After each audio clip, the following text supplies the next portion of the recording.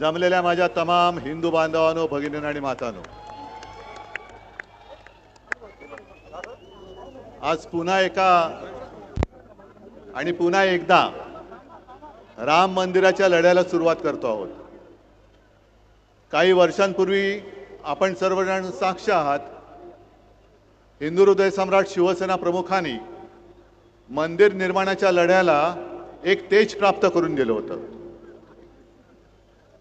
आज मला थोडं नाही म्हटलं तरी वाईट वाटते की मंदिर उभं जरूर राहिलं, पण नवा लढा जो म्हणतोय तो त्या मंदिराच्या रक्षणाचा आपल्याला सुरू करावा लागतोय। मी पहिल्या प्रथम या मंदिराच्या सर्व ट्रस्टींना, सर्व गुरुजींना धन्यवाद देतोय। त्यांनी मनापासून सहकार्य केलं। नुसतं सहकार्यच नाही तर आशीर्वाद सुद्धा दिलेत। आणि या कार्यक्रमासाठी ज्या ज्या शिवसैनिकांनी मेहनत केली त्यांना सुद्धा मी धन्यवाद देतोय। संजय राऊत तर सोबत आहेतच। आज सकाळी संजय राऊतांचा फोन आला, मला म्हणाले उद्धव टेलिप्रॉम्प्टर ठेवायचं का? म्हटलं का नाही, कारण मुख्यमंत्र्यांनी आव्हान दिले उद्धव ठाकरेंनी रामरक्षा बोलून दाखवावी। मी आज त्यांना त्यांच्याच गावात येऊन सांगतोय की फडणवीसजी, रामरक्षा म्हणणं जरी तुमचं काम असलं तरी रामरक्षा करणं हे आमच्या राम भक्तांचं काम आहे। आम्ही रामरक्षक आहोत। मनामध्ये भाव नाही आणि रामरक्षा म्हणताय म्हणजे मनी नाही भाव आणि देवा मला पाव, हे आमचं हिंदुत्व नाहीये। आज सकाळी नागपूरसाठी निघाल्यानंतर पहिली बातमी जी आली ती दिल्लीतून आली की गेले जवळपास 20 दिवस देशातल्या तरुणांच्या भविष्यासाठी सोनम वांगचुक जे उपोषणाला बसले होते त्यांची कशा पद्धतीने उचलबांगडी केली, काय जणू काय एखाद्या अतिरेक्याला पकडावं तसं पोलीस घुसले, चादरी बिदरी टाकल्या आणि उचलून घेऊन गेले। तो दिपके तिकडे बसलाय, त्याला पण मारहाण केली, त्याच्या अंगावर शाई फेकली। आणि ज्या पद्धतीने सरकार वागतंय, मी प्रभू रामचंद्राला हेच विचारलं की श्रीराम आहे काय झाले? ज्या भाजपनी तुझ्या नावाने मतं मागून सत्ता मिळवली त्या भाजपच्या अंगात श्रीरामाच्या ऐवजी सैतानाचा आत्मा घुसलाय की काय? हे यांचं माणुसकी गेली बाजूला, पण यांच्यातला सैतान कसा काय जागा झाला? एवढे कसे सत्ता पिपासू झाले? आणि मोहनजी भागवतना मला विचारायचंय, कारण हे नागपूर आहे, त्याच्यामुळे आलोय तर जरा एक दोन प्रश्न विचारले पाहिजेत की भागवत साहेब, ज्या पद्धतीने हे भाजप सरकार वागतंय, मंदिरं लुटली जात आहेत, विद्यार्थ्यांशी कशा पद्धतीने वागतायत हे तुम्ही बघितलंय। पेपर फुटतायत, पक्ष तर फोडले जात आहेत, पण आता मंदिरातल्या तिजोऱ्या फोडल्या जात आहेत। हेच हिंदू राष्ट्र तुम्हाला अपेक्षित होतं काय? आमचं हिंदू राष्ट्र हे नव्हे, आमच्या हिंदू राष्ट्रामध्ये रामराज्य अपेक्षित आहे, आम्हाला शिवशाही अपेक्षित आहे। गोरगरिबांना, महिलांना, विद्यार्थ्यांना, तरुणांना न्याय देणारं हे खरं आमचं हिंदू राष्ट्र आहे। कॉन्ट्रॅक्टरना अभय देणारं हिंदू राष्ट्र आमचं असू शकत नाही।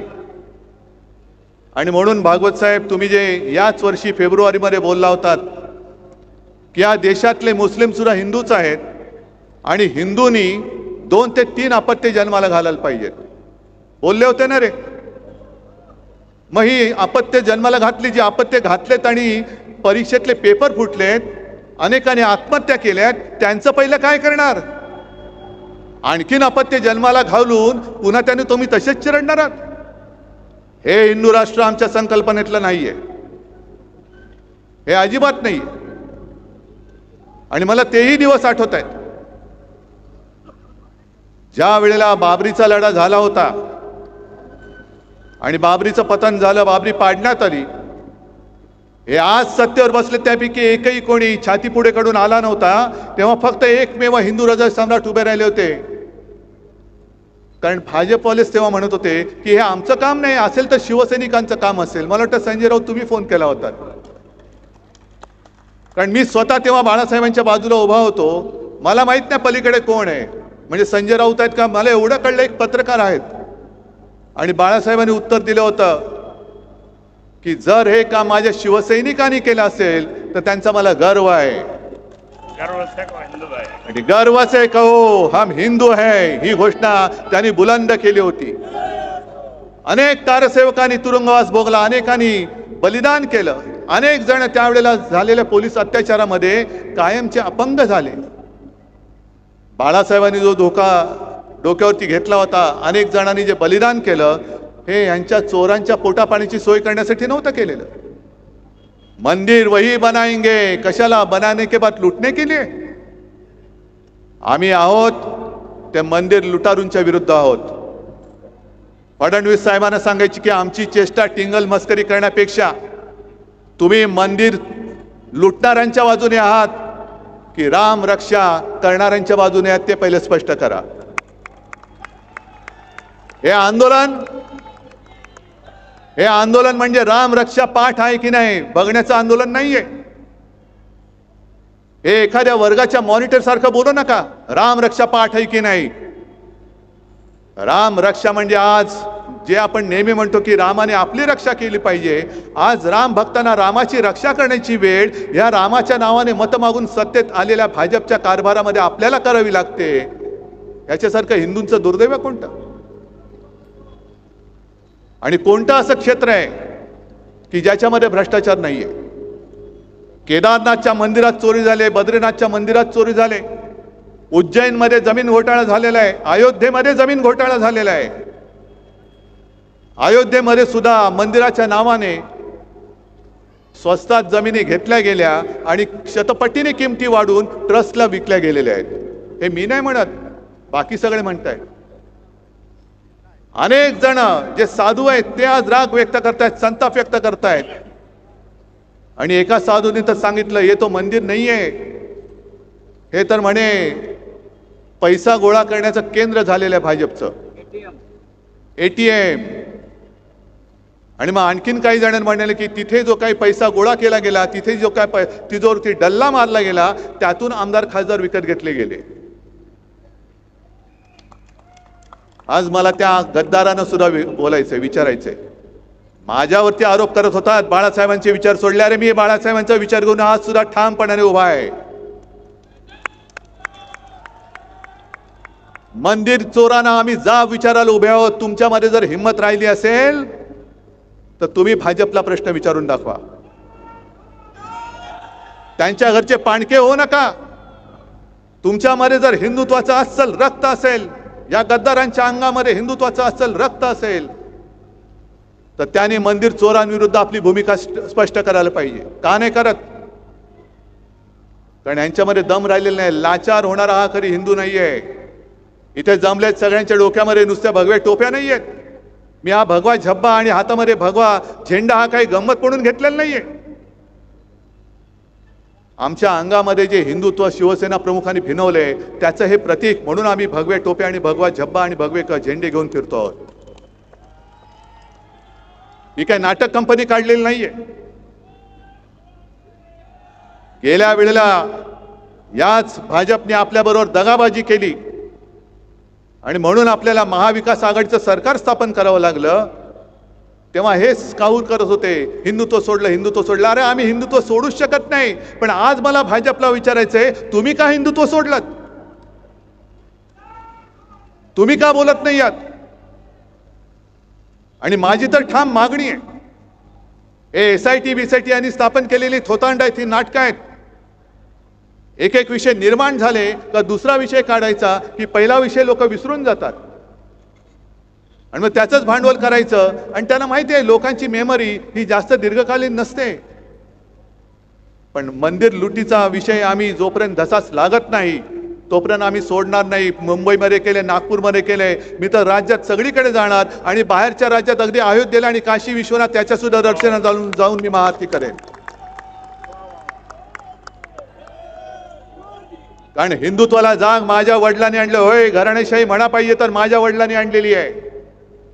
त्यांनी जागा केलेला हिंदू तुम्हाला मी झोपू देणार नाही. आणि चौकशीची थेरं करू नका, चौकशीची नाटकं करू नका.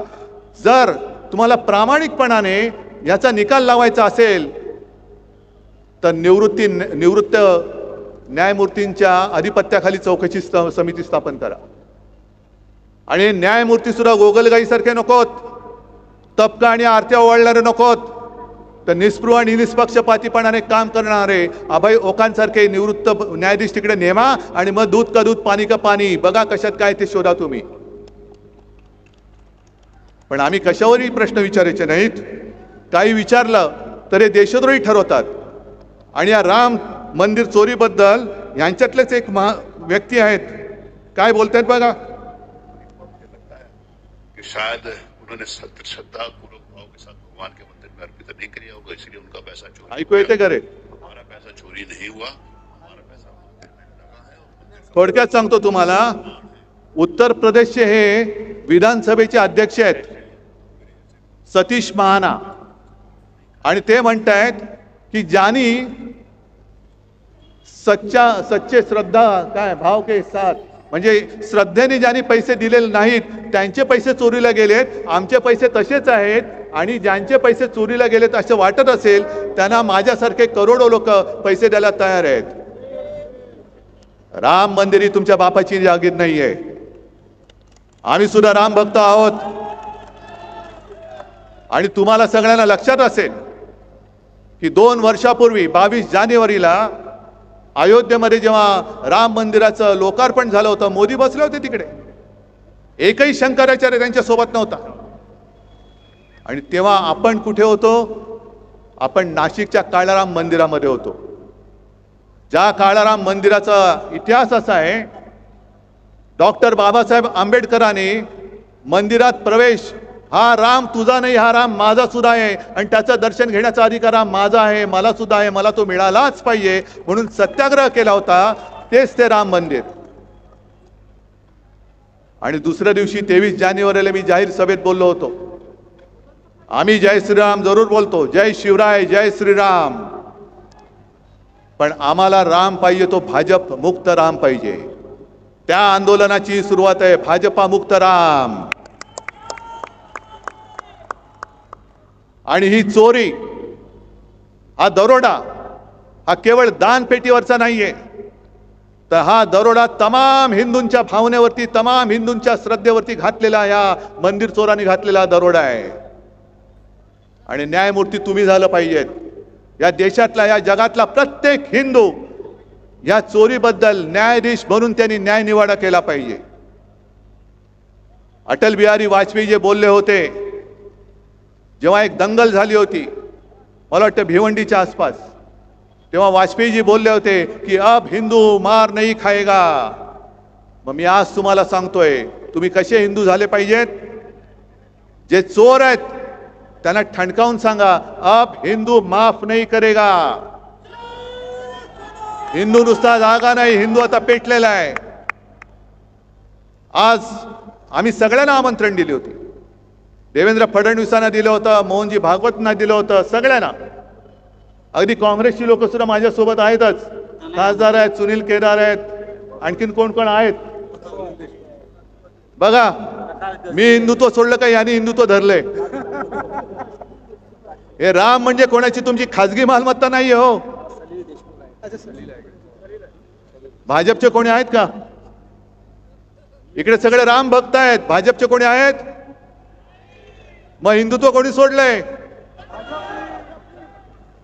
मंदिर चोरांची बाजू घेणारा राम भक्त असू शकत नाही.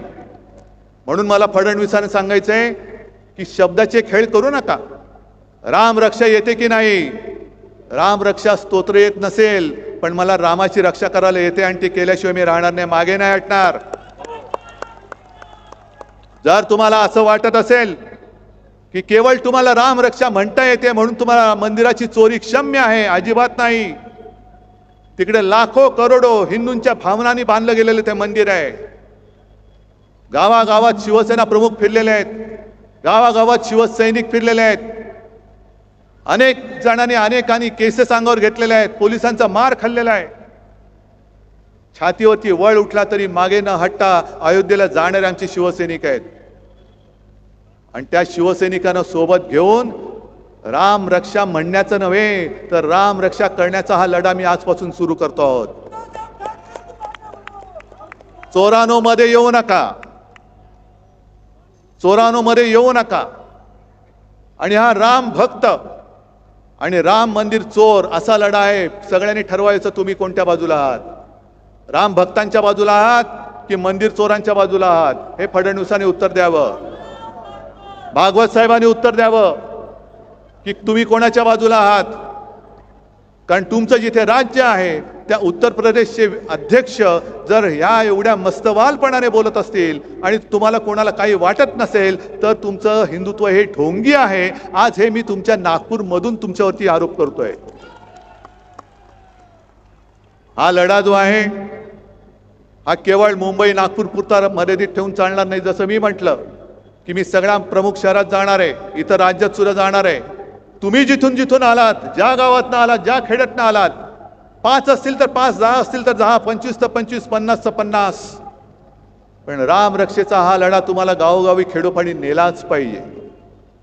कारण रामाच्या नावाने मतं मागितलेली ही लोक ज्या पद्धतीने वागतायत, शेतकऱ्यांची कर्जमुक्ती अजूनही झालेली नाही.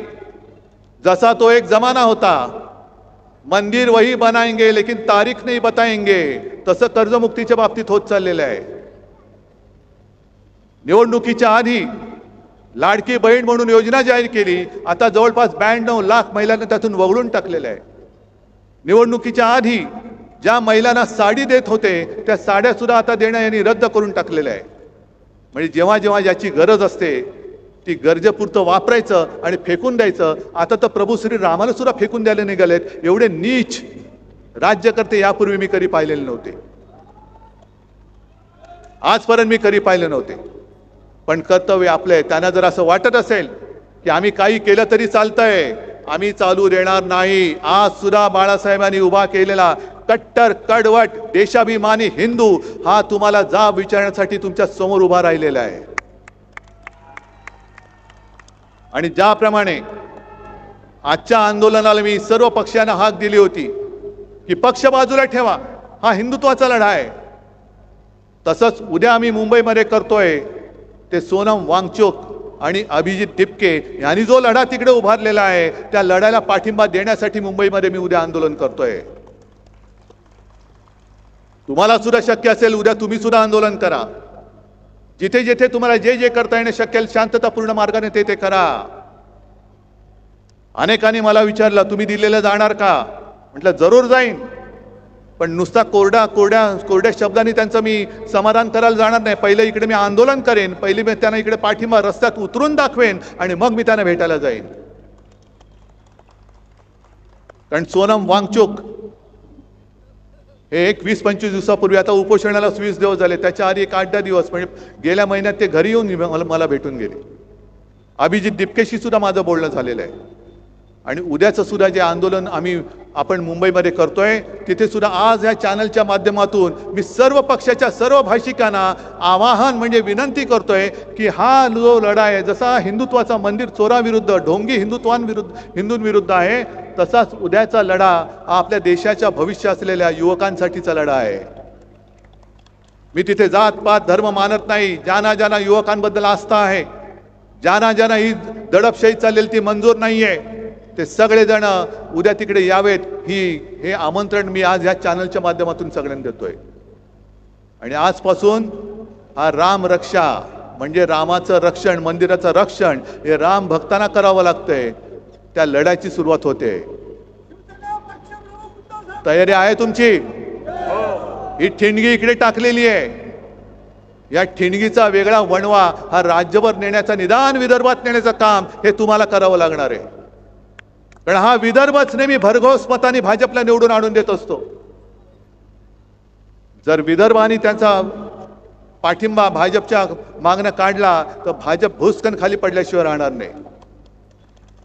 आणि का काढणार नाही, केवळ हिंदुत्व म्हणून नाही तर शेतकऱ्यांची फसगत होते, बहिणींची फसगत होते. आणि हिंदुत्वाचं ढोंग घेऊन सत्तेवर आलेली लोक यापुढे आम्ही तुम्हाला मत देणार नाही. आम्ही जय शिवराय आणि जय श्रीराम बोलणारे अस्सल कट्टर हिंदू आहोत हे दाखवून द्या आणि भाजपला त्यांची जागा दाखवून द्या एवढीच विनंती करतो आणि आपली रजा घेतो. जय हिंद, जय महाराष्ट्र.